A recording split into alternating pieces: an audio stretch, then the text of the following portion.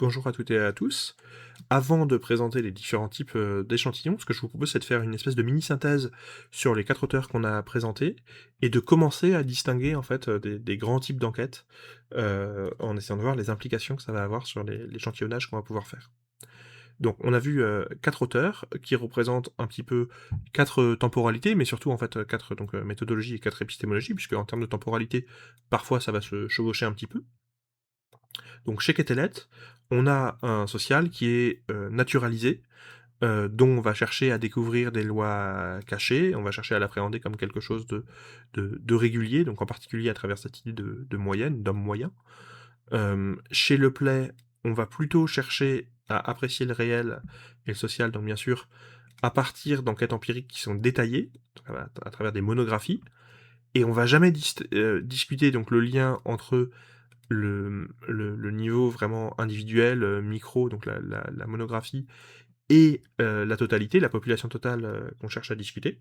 Donc on va jamais discuter en fait le ménage qui est l'objet de la monographie et la population à laquelle il appartient et dont on va chercher à parler.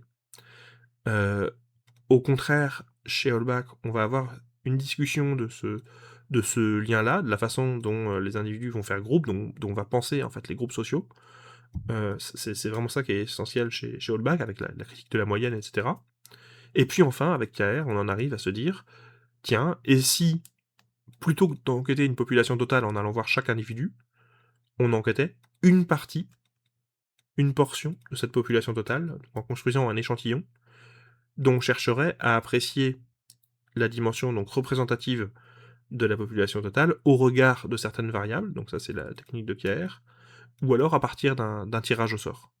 Ce qui va être fait donc après KR. Et donc, si on fait tirage au sort, un calcul probabiliste. Donc, ce qui est vraiment essentiel là-dedans, c'est de bien comprendre comment les différentes méthodologies sont liées à différentes compréhensions du social, différentes conceptions du social. Il y a parfois, dans les débuts de formation en sociologie, une opposition qui est faite comme ça entre épistémologie et méthodologie, et là j'espère que vous voyez bien à travers ces exemples-là comment au contraire, les deux sont à penser de concert. Il y a vraiment un lien entre la façon dont les auteurs pensent le social et la façon dont ils vont proposer telle ou telle méthode. Euh, L'intérêt aussi bien sûr de présenter ces 4 auteurs-là, c'est de donner à voir comment l'échantillonnage, c'est un construit historique. Comment on en arrive à penser la possibilité même de faire une enquête par échantillon. Mais attention, ne pensez pas que le lien entre épistémologie et méthodologie, il est lié au fait que les auteurs, ce soient des auteurs euh, plutôt anciens, et que donc les erreurs entre guillemets méthodologiques sont liées à des problèmes dans les conceptions qu'ils ont du social. C'est pas ça qu'on veut dire. C'est le cas effectivement pour Quetelet par exemple, euh, mais le lien entre l'épistémologie et la méthodologie, il existe y compris dans les travaux contemporains, ok. On va continuer à le discuter dans la suite du cours, quoi. Euh, c'est pas parce qu'il y a erreur, parce qu'il y a une compréhension très discutable de ce qu'est le social ou du fonctionnement des statistiques, qu'il y a un lien entre épistémologie et méthodologie. Il y a un lien parce qu'il y a toujours un lien, ok. Parce que la méthodologie, elle cherche à appréhender le social. Et donc en fait la question c'est comment est-ce qu'on appréhende le social pour savoir comment on va le saisir par l'enquête. Euh, donc voilà, j'espère que vous avez bien ça en tête, on continuera à le discuter plus tard. Si on essaie de voir maintenant quels sont les différents types d'enquêtes, on va donc avoir d'abord, historiquement, les enquêtes exhaustives, et ensuite les enquêtes par échantillon. Les enquêtes exhaustives, elles sont relativement simples à comprendre, hein. C'est les enquêtes qui vont porter sur une population totale, et dans laquelle on va chercher à mesurer l'ensemble de la population, d'où le terme d'exhaustive. Les enquêtes par échantillon, on va avoir deux types d'échantillons. Dans tous les cas, bien sûr, c'est des enquêtes dans lesquelles on va réaliser l'enquête, donc réaliser la mesure juste sur une partie de la population exhaustive, bien sûr. Donc on va avoir un échantillon représentatif ou un échantillon non représentatif. L'échantillon représentatif, on pourra en parler lorsque on va estimer les caractéristiques de la population. Donc on va se demander quelles sont les caractéristiques de la population qui nous intéressent, comment est-ce que les individus de cette population se répartissent en fait entre les différentes modalités des variables qui nous intéressent, et à partir de ça, on va construire notre échantillon. Euh, Ça va nous permettre en fait d'utiliser donc lorsqu'on aura un raisonnement probabiliste, une logique inférentielle, c'est-à-dire qu'on va déduire des choses euh, au sujet de notre population à partir de ce qu'on aura observé dans notre échantillon. Donc, la logique inférentielle, je répète, c'est bien ça, c'est j'observe des choses dans mon échantillon et j'infère les résultats que j'obtiens, que j'observe dans mon échantillon, euh, sur ma population totale. Donc je, je vais tirer des conclusions sur ce qui se passe dans ma population totale à partir de ce que je vois au niveau de mon échantillon. C'est ça qu'on appelle la logique inférentielle. Dans le cas d'un échantillon non représentatif, la logique ne va pas être la même. On va avoir donc un échantillon qui est situé, on va avoir donc des mécanismes sociaux particuliers qu'on va chercher à analyser, mais par contre, généraliser les observations qu'on fait à l'échelle d'un échantillon, et donc généraliser pour notre population, on ne pourra pas le faire statistiquement. Statistiquement, je ne pourrais pas déduire ce qui se passerait dans ma population à partir de ce que je vois dans mon échantillon. Peut-être que théoriquement, je vais trouver, donc dans les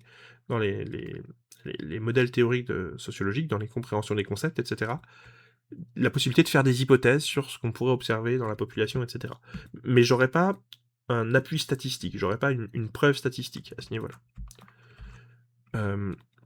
Si on pense cette opposition de façon un petit peu différente, on peut voir qu'en fait, l'enquête exhaustive et aussi l'enquête par échantillon, quand il y a un échantillon représentatif, ont pour nécessité de connaître la population totale.